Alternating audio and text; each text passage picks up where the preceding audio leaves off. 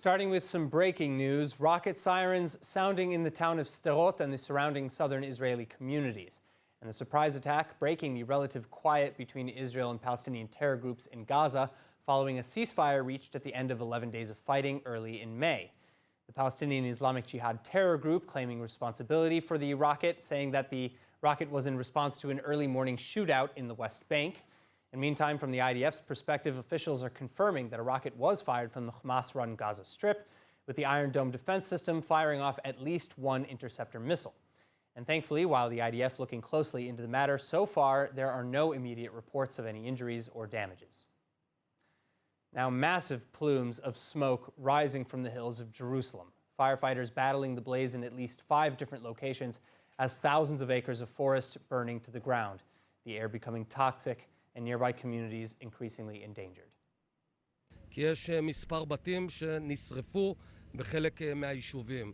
השרפה בשעות האלה נעה לאיטה מזרחה, ולכן אנחנו מוטרדים מפגיעה פוטנציאלית באזור עין כרם, עמינדב, היישובים בחלק המערבי של ירושלים. An enormous forest fire breaking out Sunday afternoon and continuing to spread overnight.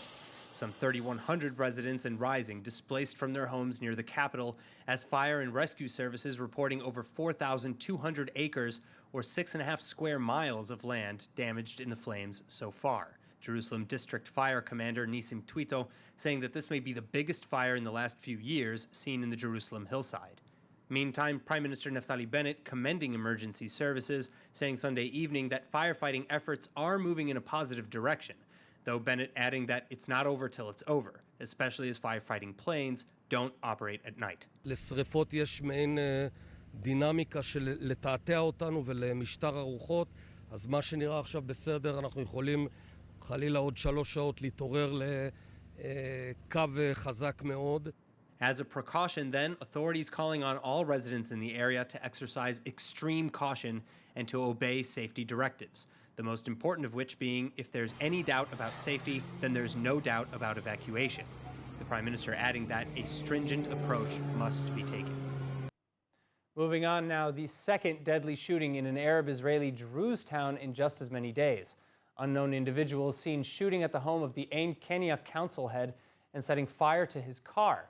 And this following the suspected assassination of beloved Education Ministry advisor Sahar Ismail Sunday morning, an attack largely accused or assumed to be related to organized crime. In fact, the motive of Ismail's premeditated attack reportedly linked to his governmental influence and intentions to fight the town's violent criminal gangs. Furthermore, while investigations are still in early phases, many are speculating that both attacks may have been committed by the very same crime syndicate that Ismail was supposedly attempting to stop. Thankfully, though, unlike in Ismail's case, no one was hurt in Kenya. So police are instead basing investigations on the damages done to the property. In other news, an overnight Israeli arrest raid in the city of Jenin, ending with the deaths of 4 suspected Palestinian terrorists and the injury of a 5th. The shootout, partially filmed and shared on social media, occurring Monday morning as Israeli border police entered the city to detain Mohammed Abu Zina. Abu Zina is suspected of helping to plan terror attacks in the West Bank alongside Hamas and Palestinian Islamic Jihad. During the arrest, though, the IDF forces reportedly coming under heavy fire by a group of suspected terrorists, with the border police returning fire, killing 4 and injuring 1. No border police officers, on the other hand, were injured.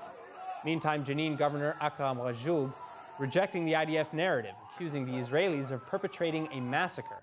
However, at least 3 of the suspects have since been identified since this morning as members of recognized terror groups, 1 from the Islamic Jihad military wing and the other 2 from the Al-Aqsa Martyrs Brigades. Now, on a related note, these recently rising tensions coming in the wake of stalling negotiations between Israel and Gaza following the 11-day war with Hamas back in May.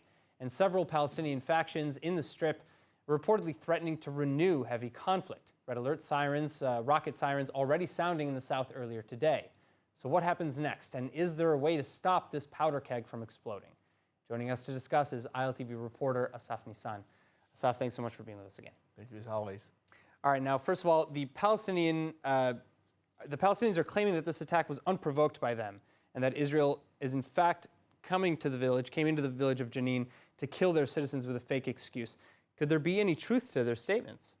Well, from what we're hearing in the news and what we're hearing from the IDF and the responses coming from the ground, this wasn't an unprovoked attack. This was basically an attempt by the border police. As we said, the border police itself was trying to enter the village to do a nightly arrest, something that is pretty regular and pretty standard in many villages throughout the West Bank. It happens when the IDF special forces go inside and do those arrests. But on the spot, they always encounter heavy resistance, whether in Molotov cocktails or stonings, of course.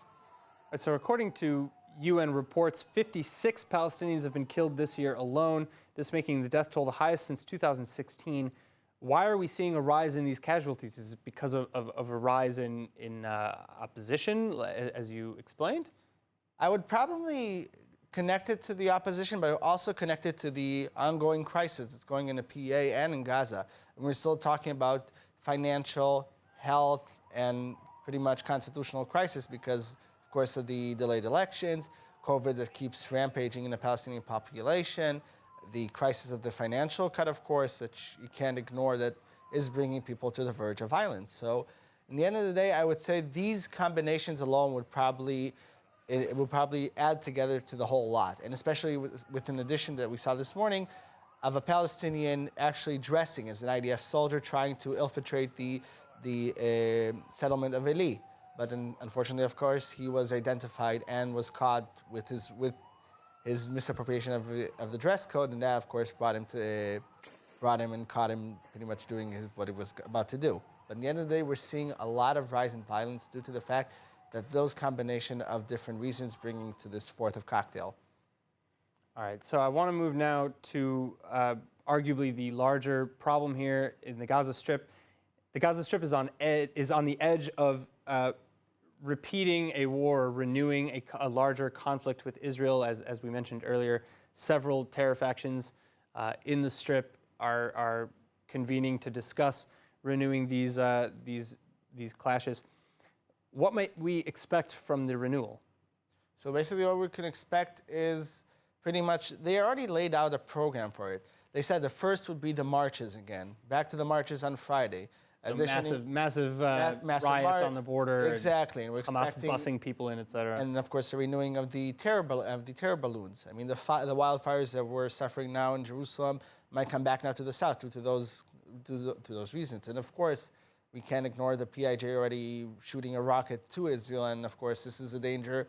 It's a more imminent danger of anything else, the renewal rocket attack from Hamas and the PIJ. What might this have to do actually with Qatari aid money? Because I know that up until today, actually, there was a big conflict with how to get that aid to Gaza without leaving it in the hands of Hamas. So up to today, there was no conclusion, any agreement between either side. But actually, prior to a few hours ago, we heard that Hamas did reach an accord with the UN, that the money will be transferred via the UN, and they will transfer it to the locations that will go to the families in need. Now, again, this can't be promised 100% because we are talking about Gaza, and Hamas could forge and try to take the money to itself. But at the end of the day, bringing it to the UN would probably whitewash the money at some sort, because we are seeing it going through the international aid community. So maybe it wouldn't be that easy to transfer the monies to terror. Okay, so and just in a word, might the transfer of those funds prevent a conflict? They could, but they also could just delay it. It could just be a band-aid action, because at the end of the day, Hamas and the PIJ are still going to respond to Israel denying them the money. The fact that it had to go through the UN makes it look pretty much that Israel didn't want to cooperate, and of course they want to retaliate as properly. All right, Asaf Misan, thank you so much. Thank you so much. Moving now to another disturbing conflict. Afghanistan nearly completely under the Taliban's control as the Islamic extremist group conquers the capital of Kabul. And all this following the United States' unilateral military withdrawal, which President Biden insisted would not allow a Taliban takeover. But beyond the obvious consequences already rippling out across the region, many are primarily concerned that the Taliban's victory in Afghanistan will actually give a boost to terrorism globally. And Israeli analyst Ben-Dror Yemini is saying that this is just one example of how the spread of Islamic extremism is actually all the West's fault. With me now to explain is Ben-Dror Yemini, Israeli journalist and author of Industry of Lies. Ben-Dror, thank you so much for being with us. Now, let's start with your basic assertion in the op-ed that you recently wrote.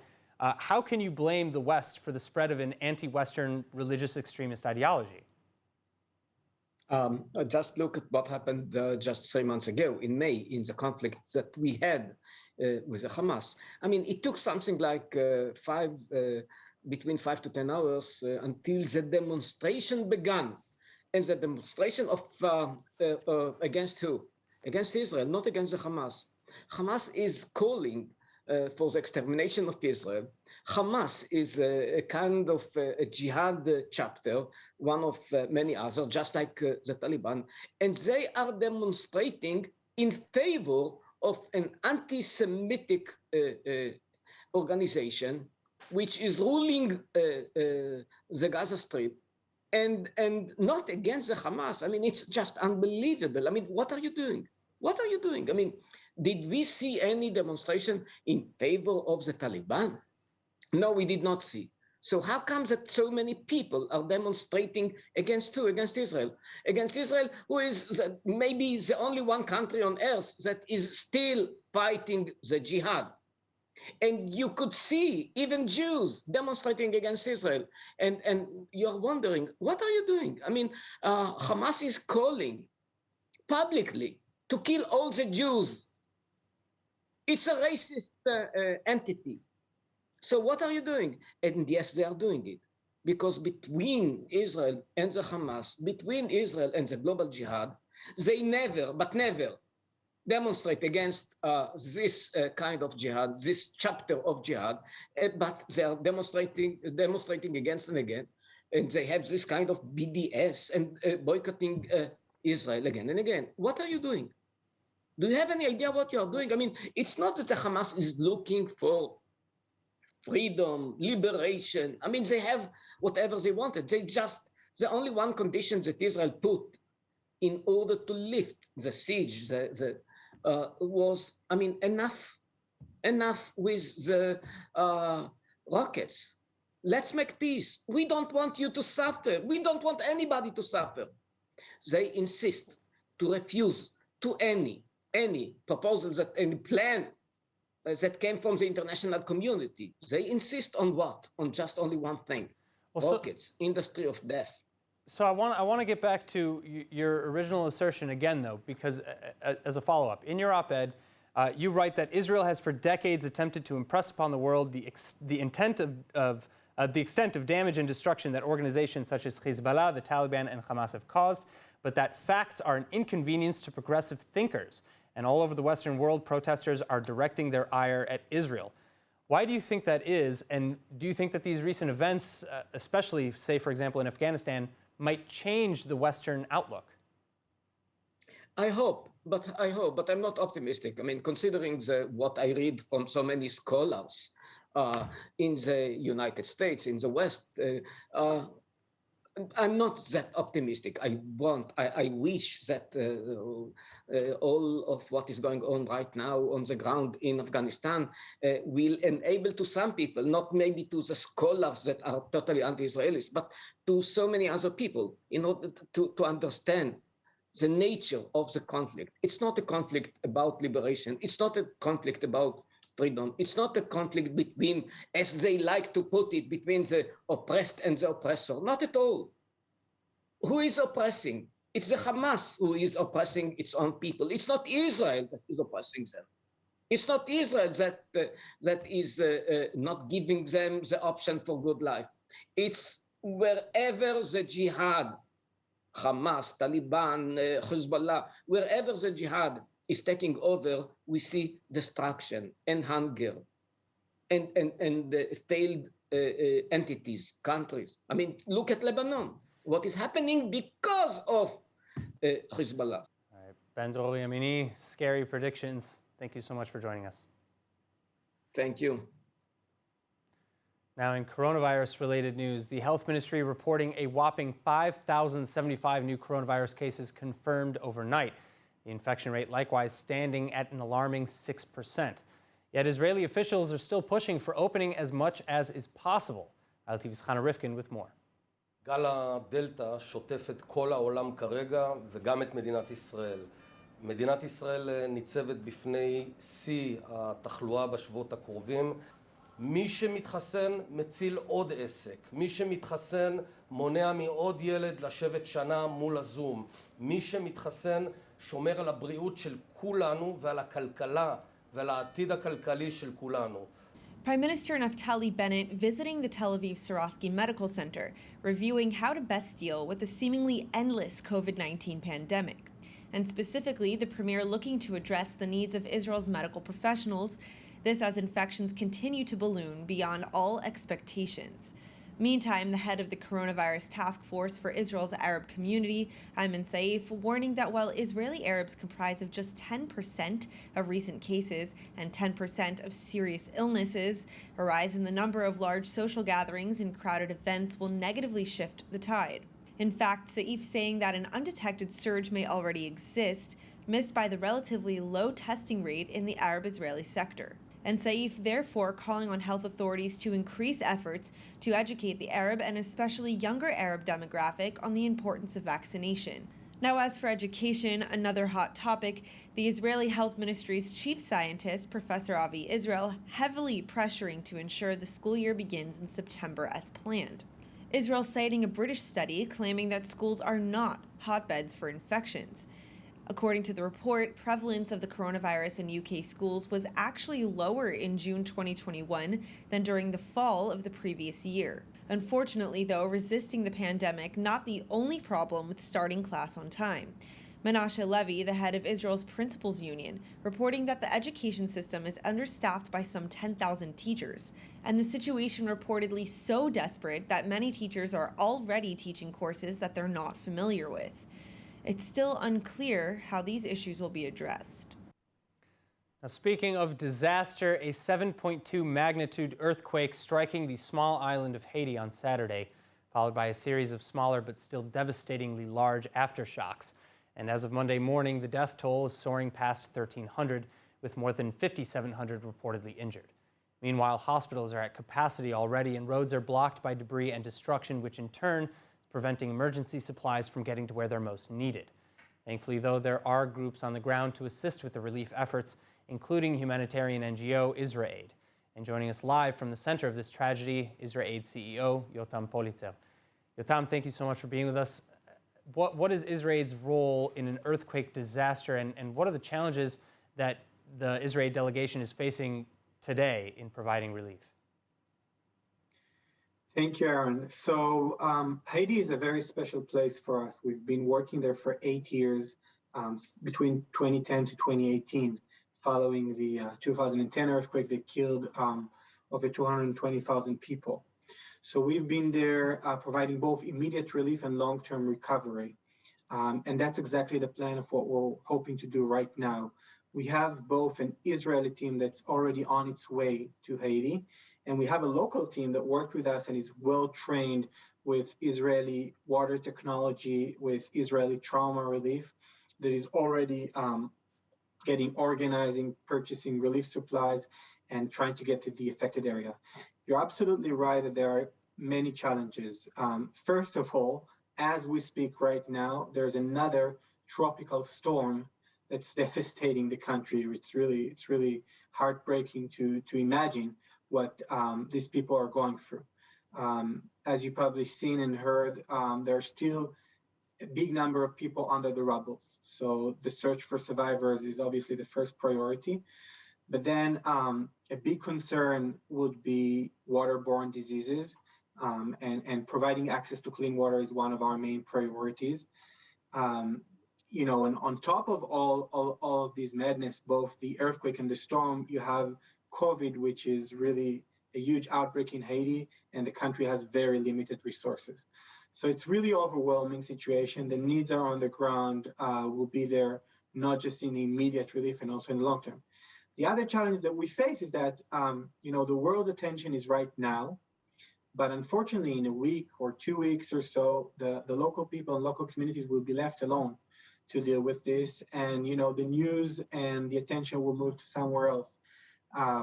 So what we are hoping to do is not only to provide immediate relief, but to also stay there when many of the other organizations and volunteers are gone, and to work on long-term recovery.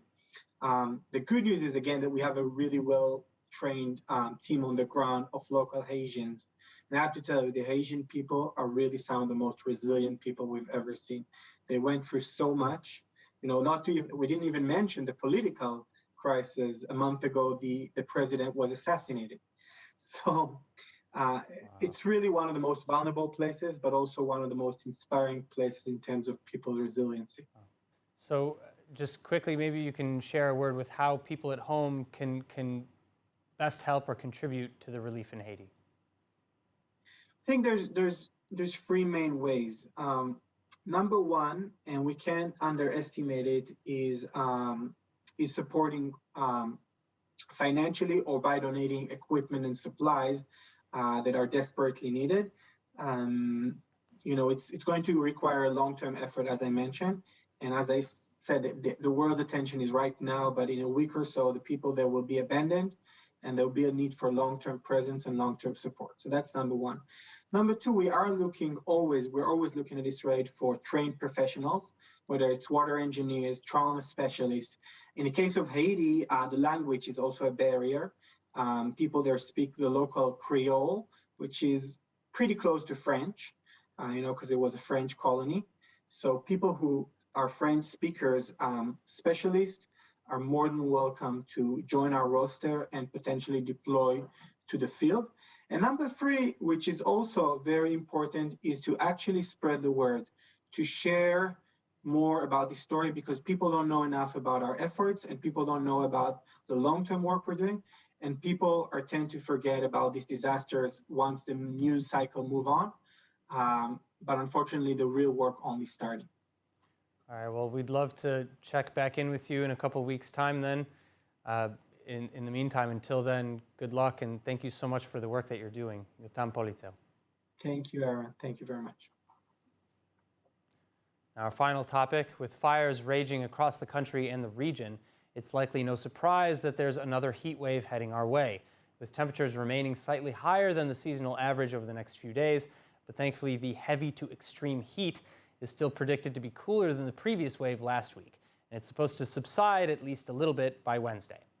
Last week, Israel saw a prolonged and serious heating, with the mercury rising on average to between 35 and 43 degrees Celsius, or between 95 and 109.4 degrees Fahrenheit.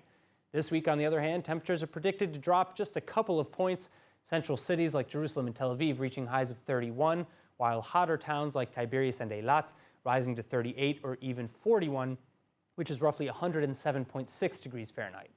So remember that while there are no specific warnings released, it can still be quite dangerous outside. So the Magen David Adom is giving us a list of survival tips, including drinking water, to stay hydrated, putting on sunblock or clothing to protect from the sun, checking the car for pets or children, avoiding the sun entirely if possible, and paying attention to signs of heat stress, aka dip a cap. Drink, protect yourself, check the car, avoid the sun, and pay attention. All right, that's it for today's news. Today's exchange rate is 3.22 shekels to the American dollar and 2.57 to the Canadian dollar. And finally, for the latest updates and news from ILTV, please like ILTV on Facebook, follow us on Instagram, and subscribe to our YouTube channel, as well as to our newsletter at iltv.tv. I'm Aaron Porras. Be well. Thank you so much for watching.